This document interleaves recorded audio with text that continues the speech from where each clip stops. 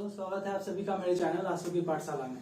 पिछले वीडियो में हम लोगों ने बात किया था कॉम्बिनेशन रिएक्शन और डिकम्पोजिशन रिएक्शन के बारे में। इस वीडियो में हम लोग बात करेंगे डिस्प्लेसमेंट रिएक्शन और रेडॉक्स रिएक्शन के बारे में। तो चलिए स्टार्ट करते हैं। स्टार्ट करने से पहले अगर आप लोगों ने मेरे चैनल को सब्सक्राइब नहीं किया है तो प्लीज सब्सक्राइब कर दीजिएगा और ज्यादा से ज्यादा शेयर कर दीजिएगा। ठीक है, तो चलिए स्टार्ट करते हैं। डिस्प्लेसमेंट रिएक्शन वैसा रिएक्शन होता है जिसमें कोई एक एलिमेंट जो होता है किसी कंपाउंड में उपस्थित दूसरे एलिमेंट के जगह दूसरे एलिमेंट को रिप्लेस कर देता है। मतलब those reaction in which one element takes place of another element in a compound are known as displacement reaction. Generally more reactive elements displaces a less reactive element from its compound. यानी किसी compound में सामान्यतः जो अधिक क्रियाशील धातु होता है वो कम क्रियाशील धातु को उसके कंपाउंड से डिस्प्लेस कर देता है। तो ऐसे रिएक्शन को हम लोग डिस्प्लेसमेंट रिएक्शन कहेंगे। जैसे मैंने यहाँ पर कुछ एलिमेंट्स की रिएक्टिविटी सीरीज लिखी है। इसमें जो ये जो सीरीज है ये ऊपर से नीचे घटता हुआ क्रम है।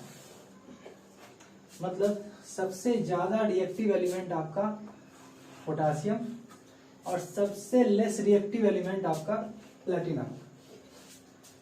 तो ऊपर से नीचे ये घटता हुआ क्रम है जिसमें सबसे मोस्ट रिएक्टिव मेटल पोटेशियम, उससे कम सोडियम, फिर कैल्शियम, फिर मैग्नीशियम, फिर एल्यूमिनियम, फिर carbon, zinc, iron, tin, lead, hydrogen, copper, silver. उसके बाद आपका ये है एयू गोल्ड और उसके बाद प्लेटिनम। तो ये रिएक्टिविटी सीरीज है। इसमें से अगर मान लेते हैं कोई मैग्नीशियम का कंपाउंड है, अगर हम मैग्नीशियम के कंपाउंड का रिएक्शन अगर हम कैल्शियम से कराते हैं तो कैल्शियम ज्यादा रिएक्टिव होने के कारण वो मैग्नीशियम के कंपाउंड में से मैग्नीशियम को डिस्प्लेस कर देगा। तो इस तरह का जो भी रिएक्शन होता है उसे हम लोग डिस्प्लेसमेंट रिएक्शन कहते हैं, यानी विस्थापनशील अभिक्रिया या प्रतिविस्थापन अभिक्रिया भी कहते हैं। तो ये जो अभिक्रिया होता है उसको हम लोग दो कैटेगरी में बांट करके देखते हैं। पहला सिंगल डिस्प्लेसमेंट रिएक्शन।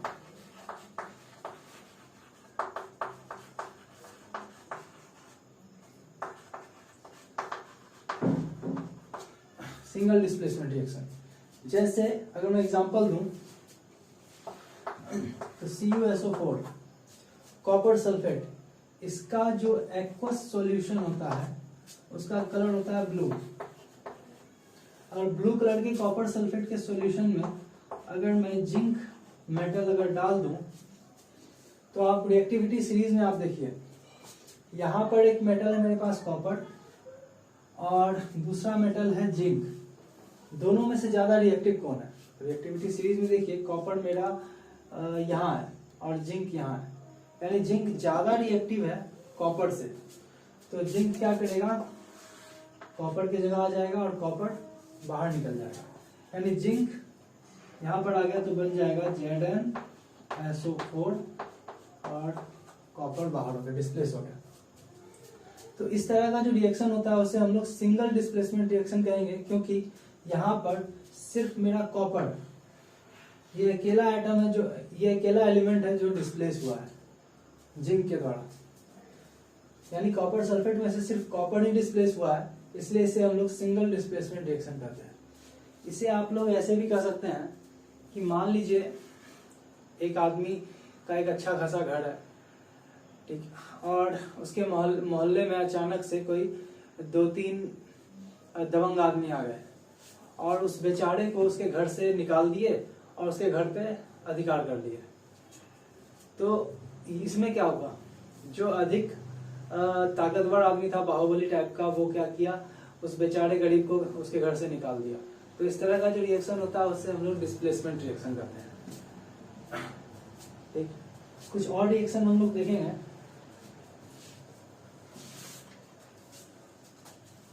जैसे इसी में हम लोग अगर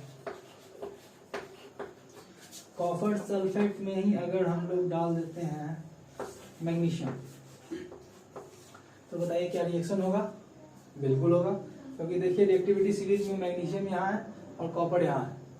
तो copper is more reactive than copper is less reactive than magnesium यानी magnesium is more reactive than copper, इसलिए मैग्नीशियम क्या होगा, इस कॉपर को डिस्प्लेस कर देगा और बना लेगा मैग्नीशियम सल्फेट और कॉपर डिस्प्लेस हो गया। उसी तरीके से हम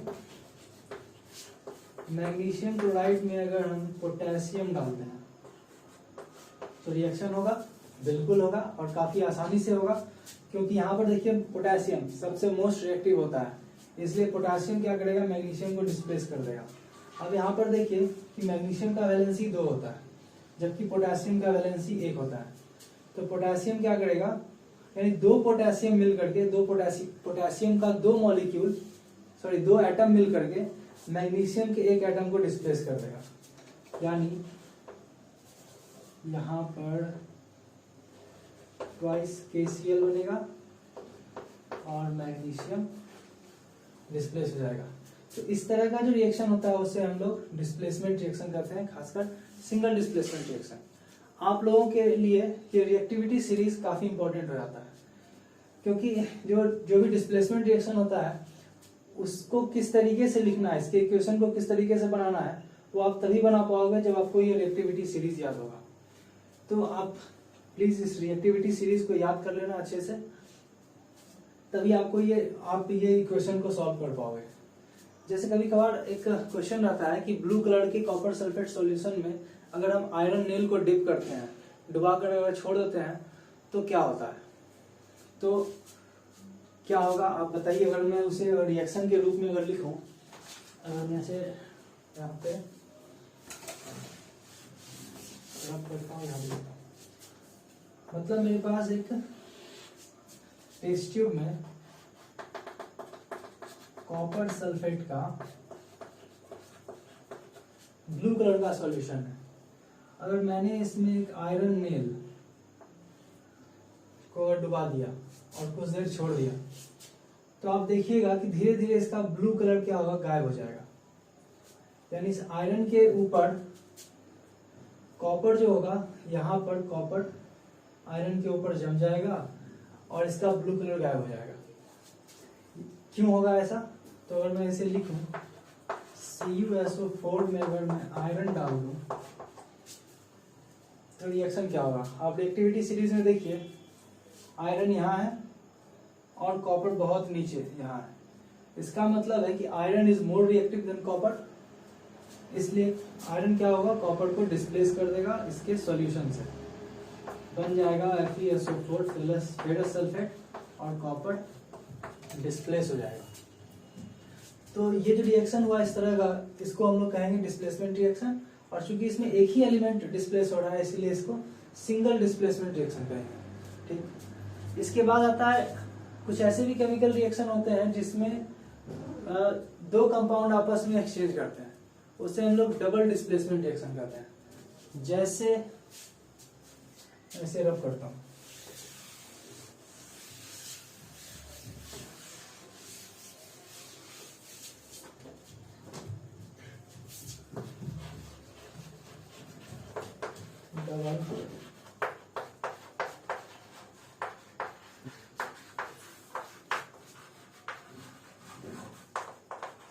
डबल डिस्प्लेसमेंट रिएक्शन। जैसे अगर मैं वही कॉपर सल्फेट लूं और अगर मैं इसमें डाल दूं ZnCl2, तो बताइए क्या होगा रिएक्शन। इसमें आप देखिए यहाँ कॉपर है, मेटल कॉपर का एक कंपाउंड है कॉपर सल्फेट, और यहाँ पे जिंक का एक कंपाउंड है जिंक क्लोराइड।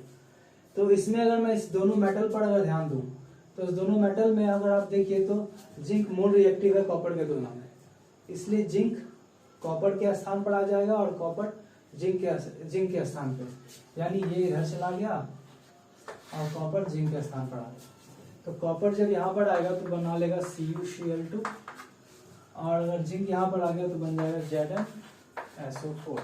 तो यहाँ इस रिएक्शन में आप लोग देख रहे हैं कि ये दोनों मेटल आपस में एक्सचेंज हो गए। क्यों? क्योंकि इन दोनों में से ये दोनों क्या है, दोनों में से एक ज्यादा रिएक्टिव है दूसरे की तुलना में, इसलिए दोनों एक दूसरे के कंपाउंड से एक दूसरे को डिस्प्लेस कर दिए। यानी इस तरह के केमिकल रिएक्शन को हम लोग डबल डिस्प्लेसमेंट रिएक्शन कहेंगे। कुछ और रिएक्शंस देखते हैं। AgNO3, सिल्वर नाइट्रेट के सॉल्यूशन में अगर हम लोग NaCl डालते हैं तो AgCl प्लस NaNO2 बनता है, और ये जो AgCl है ये प्रिसिपिटेट आउट हो जाता है, इसको व्हाइट PPT। प्रिसिपिटेट का मतलब अवक्षेप, कहने का मतलब है कि एक टेस्ट ट्यूब में हम लोग AgNO3 लिए, colourless solution AgNO3 silver nitrate का सॉल्यूशन लिए, और उसमें फ्रेशली प्रिपेयर्ड NaCl यानी सोडियम क्लोराइड का सॉल्यूशन जैसे आप इसमें ऐड करेंगे वैसे with in a second, 1 second से भी कम समय में गिरते के साथ तुरंत व्हाइट प्रिसिपिटेट यहाँ पर AgCl का प्रिसिपिटेट उजला कलर का क्या कहते हैं, सफेद क्रिस्टलाइन सॉलिड यानी सफेद सॉलिड जमा हो जाएगा। तो ऐसा क्यों हुआ? तो आप इसमें देखिए सोडियम और सिल्वर बहुत कम रिएक्टिव है, जबकि सोडियम बहुत ज्यादा रिएक्टिव है। तो most reactive sodium metal silver को सिल्वर नाइट्रेट से डिस्प्लेस कर दिया, तो ये सोडियम यहाँ पर आ गया और सिल्वर यहाँ पर आ गया। तो यहाँ पे देख रहे हैं दोनों मेटल आपस में डिस्प्लेस हो गए, इसलिए इसे डिस्प्लेसमेंट रिएक्शन कहेंगे। ठीक है, कुछ और एग्जांपल लेते हैं हम लोग।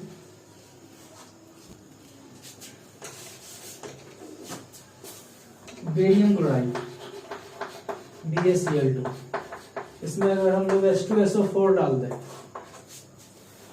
तो क्या होगा रिएक्शन? देखिए हाइड्रोजन यहाँ है जबकि बेरियम यहाँ पे इसमें बेरियम मैंने मेंशन नहीं किया है। इसमें जो बेरियम होता है ये हाइड्रोजन से ज्यादा रिएक्टिव होता है, तो क्या होगा, हाइड्रोजन जो है यहाँ पर आ जाएगा और बेरियम यहाँ पे चला जाएगा, यानी बनेगा BaSO4 प्लस ट्वाइस HCl, और ये बेरियम क्लोराइड क्या होगा, प्रेसिपिटेट हो जाएगा। किस कलर में? व्हाइट कलर का प्रेसिपिटेट बनेगा। ठीक, उसी तरीके से हम लोग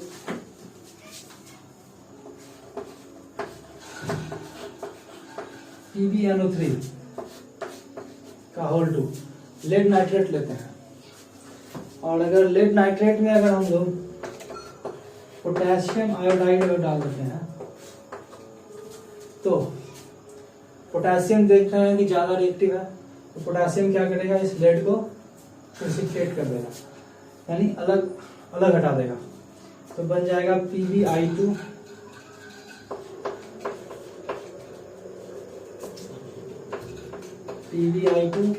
plus twice KNO3, potassium nitrate और लेड आयोडाइड बनेगा। और ये लेड आयोडाइड जो होता है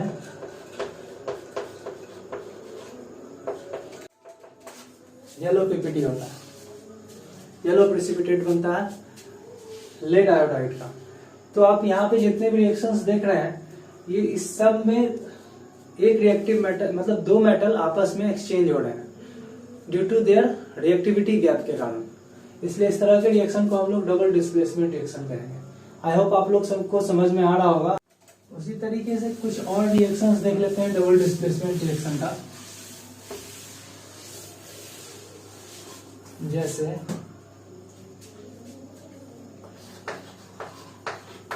CuSO4 में H2S, कॉपर सल्फेट के सॉल्यूशन में अगर हम लोग हाइड्रोजन सल्फाइड गैस को पास करते हैं तो कॉपर सल्फाइड का ब्लैक PPT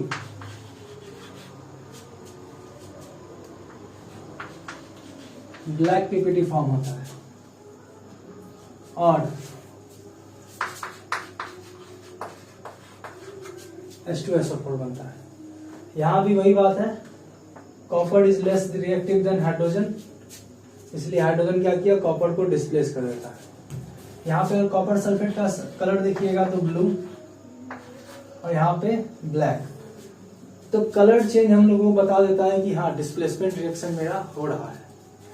उसी तरीके से एल्यूमिनियम क्लोराइड में अगर हम NH4OH अमोनियम हाइड्रोक्साइड डालते हैं तो यहाँ पे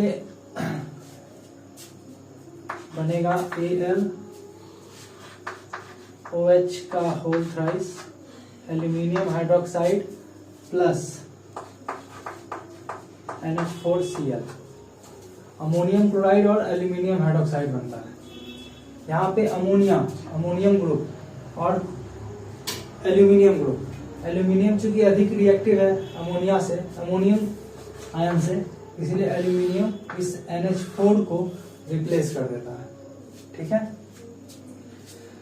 तो और सिंपल एग्जांपल एक लेते हैं और सोडियम हाइड्रोक्साइड, इसका रिएक्शन हम लोग कराते हैं HCl के साथ। तो सोडियम ज्यादा रिएक्टिव है तो ये हाइड्रोजन को रिप्लेस कर देगा और बना लेगा NaCl plus H2O, salt and water.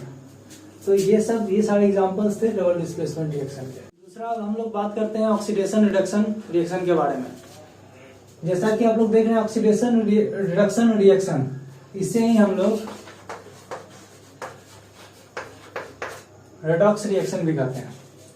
यहाँ पे रेडॉक्स रिडक्शन का रेड और ऑक्सीडेशन का ऑक्स, रेडॉक्स रिएक्शन इसे हम लोग कहेंगे।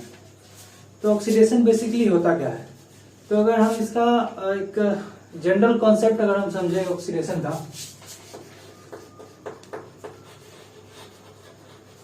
ऑक्सीडेशन को हम लोग हिंदी में ऑक्सीकरण भी कहते हैं। यानी कि oxidation are those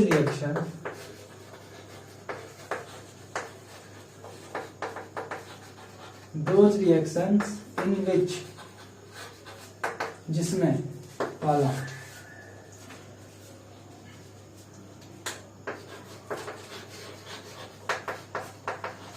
addition of oxygen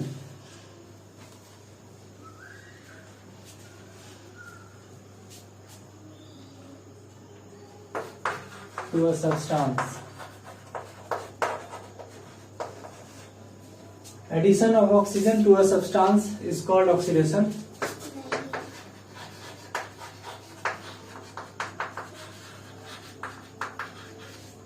Yeah,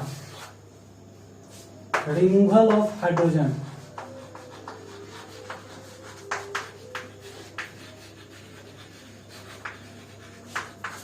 to a substance, यानी किसी कंपाउंड में अगर ऑक्सीजन का डायरेक्ट संयोग हो जाता है, डायरेक्ट एडिशन हो जाता है, या किसी कंपाउंड से हाइड्रोजन का डायरेक्ट रिमूवल हो जाता है, तो हम ऐसे रिएक्शंस को हम लोग कहेंगे ऑक्सीडेशन रिएक्शंस। जैसे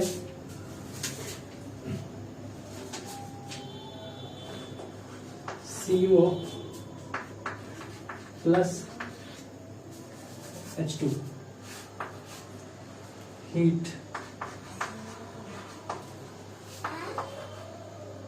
Cu प्लस H2O। तो आप यहां पर देखिए,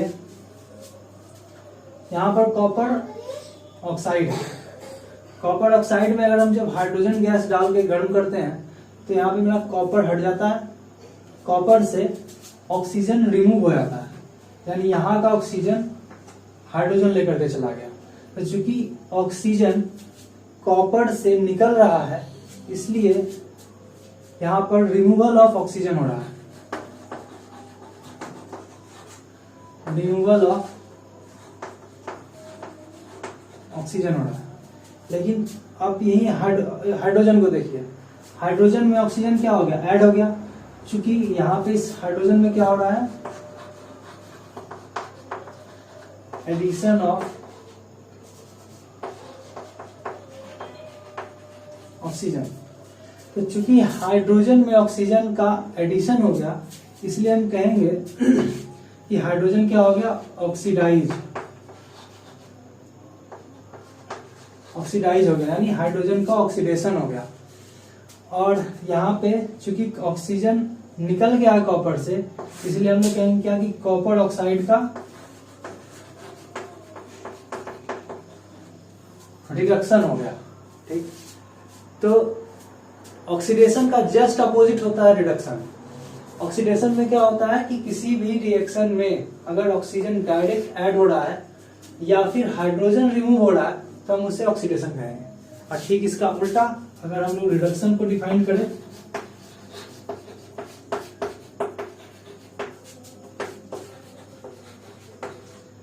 those reaction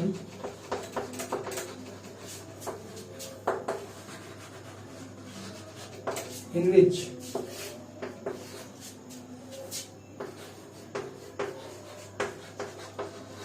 removal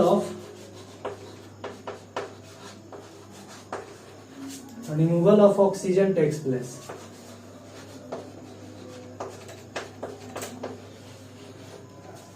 या दूसरा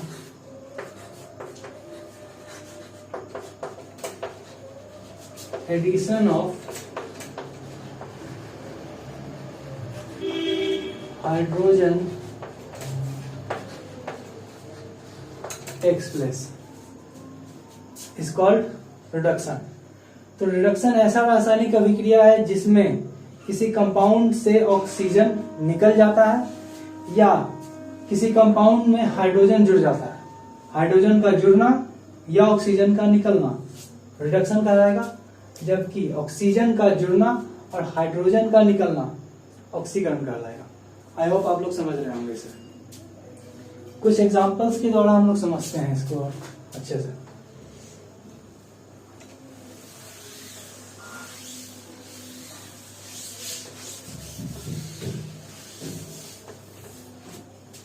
जैसे आप लोग देखिए ZnO प्लस C, यहां पर क्या हुआ है Zn प्लस CO। इसमें देखिए जिंक ऑक्साइड से ऑक्सीजन रिमूव हो गया, इसलिए जिंक ऑक्साइड का क्या हो गया रिडक्शन। ऑक्सीजन का निकलना क्या कहलाता है रिडक्शन। और ऑक्सीजन यहाँ कार्बन से जुड़ गया, इसलिए कार्बन का क्या हो जाएगा ऑक्सीडेशन। ठीक, तो इसमें क्या हुआ ऑक्सीडेशन और रिडक्शन दोनों एक साथ हो रहा है। एक कंपाउंड का ऑक्सीडेशन हो रहा है तो वहीं दूसरे कंपाउंड का रिडक्शन हो रहा है। ठीक, उसी तरीके से लेते हैं H2S plus Cl2 S plus twice HCl। इसमें बताइए, इसमें से सल्फर को देखिए H2S को, H2S से हाइड्रोजन निकला और Cl के पास चला गया। तो चूंकि H2S से हाइड्रोजन निकल रहा है इसलिए हम लोग इसका क्या हो गया है oxidation. Removal of hydrogen is called oxidation. और वहीं हाइड्रोजन इसमें जाके जुड़ गया है, यानी addition of hydrogen is called reduction. Addition of hydrogen is called reduction. ठीक है, तो इस दोनों रिएक्शन में हम लोगों ने क्या देखा कि ऑक्सीडेशन और रिडक्शन दोनों एक साथ ही हुआ। तो हम लोग एक पॉइंट लिख सकते हैं इसमें, generally oxidation and reduction takes place simultaneously. That means those reactions in which oxidation and reduction both are taking place simultaneously, that reaction is called redox reaction.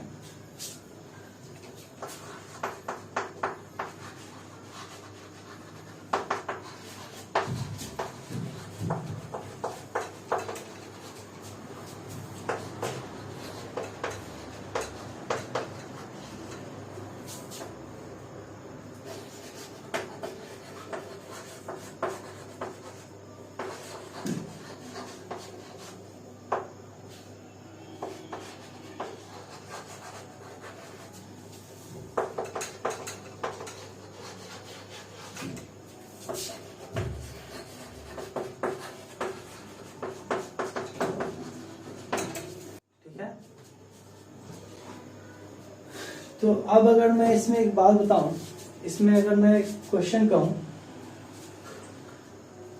कि इसमें से बताइए ऑक्सीडाइजिंग एजेंट कौन है, मतलब ऑक्सीकारक कौन है। तो जैसे हम इसका एग्जांपल लेते हैं, अगर देखिए कार्बन का यहाँ पर क्या हुआ है, ऑक्सीडेशन।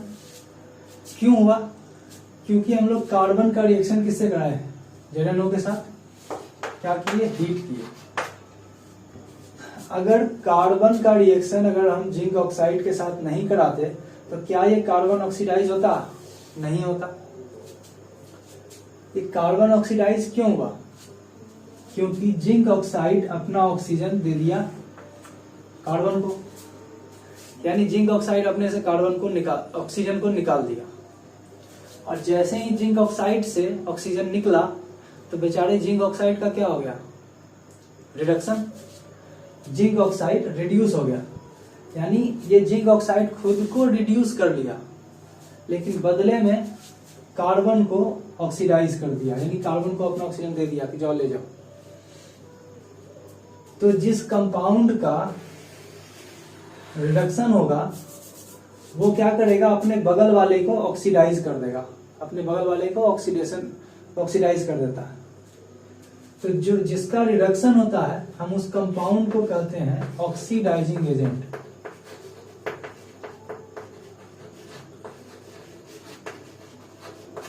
कार्बन को ऑक्सीकृत करने के लिए जिम्मेदार कौन? Zinc oxide. इसलिए जिंक ऑक्साइड क्या है? ऑक्सीकारक।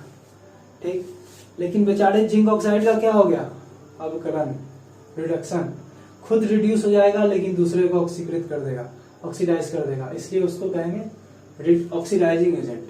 ठीक, इसका अगर मैं उल्टा पूछूं कि जिंक के पास बेचारा ऑक्सीजन था, ऑक्सीजन को बहुत अच्छे से पकड़े हुए था जिंक ऑक्साइड, लेकिन कार्बन आया और यहां से ऑक्सीजन को खींच लिया, तो बेचारे जिंक को क्या कर दिया? जिंक ऑक्साइड को क्या कर दिया? रिड्यूस कर दिया। कौन किया? कार्बन। और बड़े मजे से अपने आप को क्या कर दिया है? ऑक्सीडेशन कर लिया है, ऑक्सीजन को खींच लिया। तो ऐसा कंपाउंड जो दूसरे कंपाउंड को रिड्यूस कर दे उसे हम लोग कहेंगे रिड्यूसिंग एजेंट।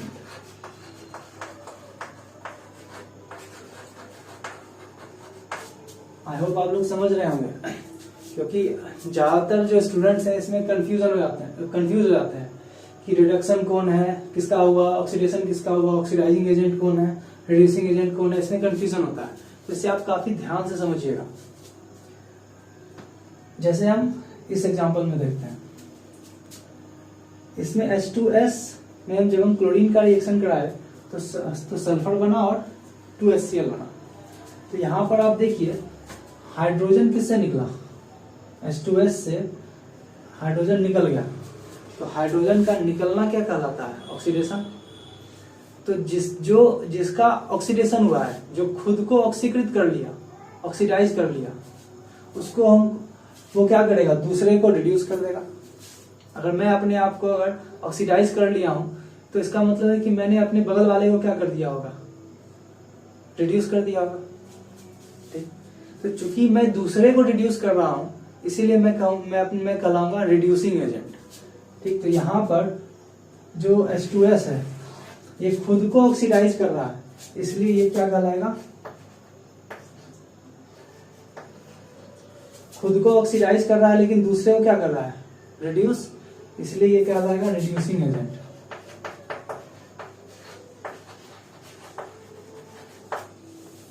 और ठीक इसका उल्टा, क्लोरीन खुद को रिड्यूस कर लिया, इसका मतलब बगल वाले को ऑक्सीडाइज कर दिया होगा। तो चूंकि क्लोरीन बगल वाले को ऑक्सीडाइज कर रहा है इसलिए हम लोग इसे कहेंगे ऑक्सीडाइजिंग एजेंट।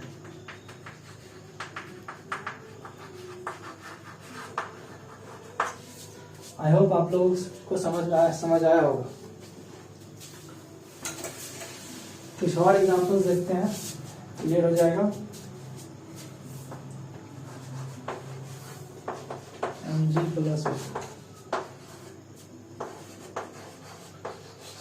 twice Mg। इसमें देखिए ऑक्सीजन कहाँ जुड़ा, मैग्नीशियम में, तो मैग्नीशियम का क्या हो गया,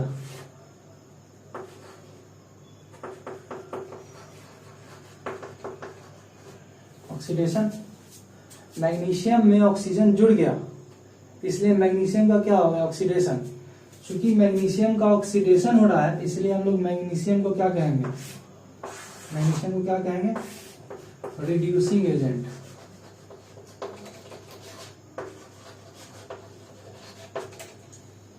ठीक।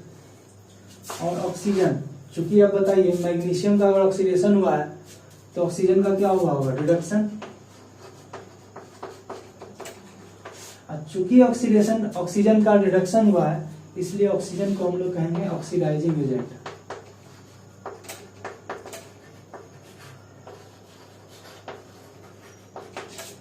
ठीक, आप इसे ऐसे याद रखिए। पहले आप किसी भी रिएक्शन में देखिए कि ऑक्सीडेशन किसका हुआ और रिडक्शन किसका हुआ। जिसका ऑक्सीडेशन होगा वो रिड्यूसिंग एजेंट कहलाएगा, और जिसका रिडक्शन होगा वो ऑक्सीडाइजिंग एजेंट कहलाएगा। ठीक, जिसका ऑक्सीकरण हुआ वो अवकारक, और जिसका अवकरण हुआ वो ऑक्सीकारक। समझ आया आप लोगों को। उसी तरीके से एक रिएक्शन और देखते हैं, SO2 सल्फर डाइऑक्साइड में अगर हम लोग हाइड्रोजन सल्फाइड गैस अगर डालते हैं तो H2+3S।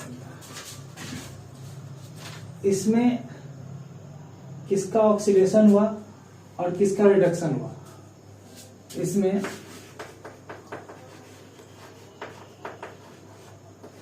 ऑक्सीडेशन किसका हुआ, इसमें रिडक्शन किसका हुआ। ठीक,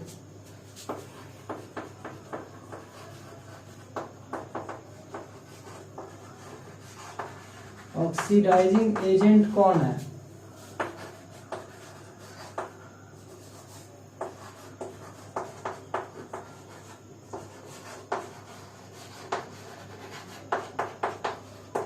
रिड्यूसिंग एजेंट कौन है।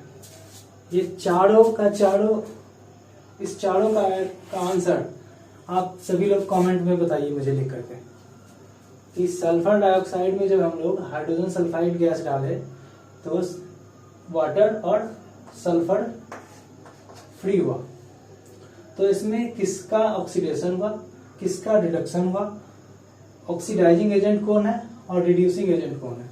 इस चारों का आंसर आप लोग मुझे कमेंट करके बताइएगा।